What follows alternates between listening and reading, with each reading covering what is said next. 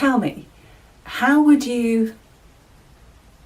When you're interviewing at a senior level, you are bound to be asked, how would you, at some point, at least once or twice during the interview.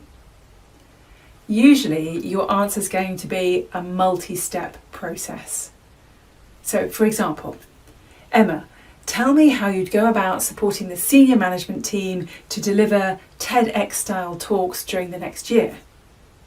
Well, number one, I'd introduce the coaches to the teams and pair the right coach with the right participant. Then we would introduce the programme, we'd look at the logistics, the time commitments and the outcomes that we'd like to achieve. And then we'd start the process of booking one-to-one meetings with participants. A nice, neat, strategic, step-by-step approach for a very simple project. Now, if you know your stuff and you've done a bit of prep, you can probably answer that question with your eyes closed, which might suggest to your potential employer that you can execute it as neatly and as beautifully as you answered. Job done, you're hired. But you are missing a valuable opportunity here. What could possibly go wrong with your plan? Now, it sounds counterintuitive, doesn't it, to talk about what might go wrong. But by pointing out the potential pitfalls, the moments where this plan might not succeed, and planning to mitigate for it, you're going to sound like a pragmatic expert with experience. So I suggested at the beginning in my example that I would tell all the participants about the logistics of the programme, the time commitments, and what they can expect by the end of the coaching sessions. All sounds very sensible. But what's the big pitfall here? Not everyone on the leadership team is going to want to do a TED Talk. Not at first, anyway. So the initial part of the process is about education. It's about understanding how important thought leadership is for an organisation and for the individual's career progression into even more senior roles.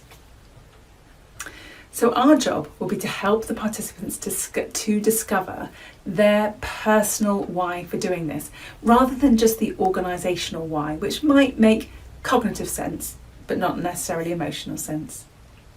So education and conversation need to be part of the plan to prevent it derailing, and it needs to be part of the plan from the start.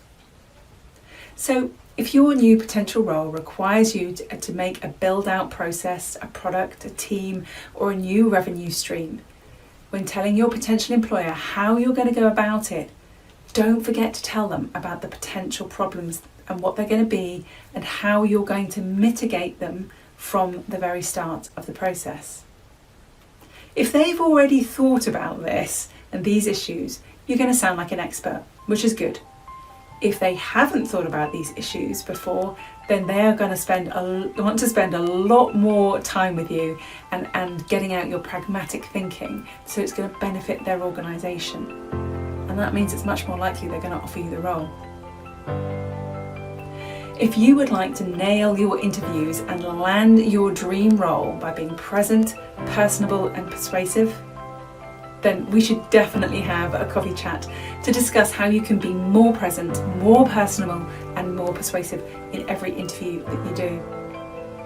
If you are sold on the idea, you can learn more about the programme by clicking the links below, and you can also book in your coffee chat.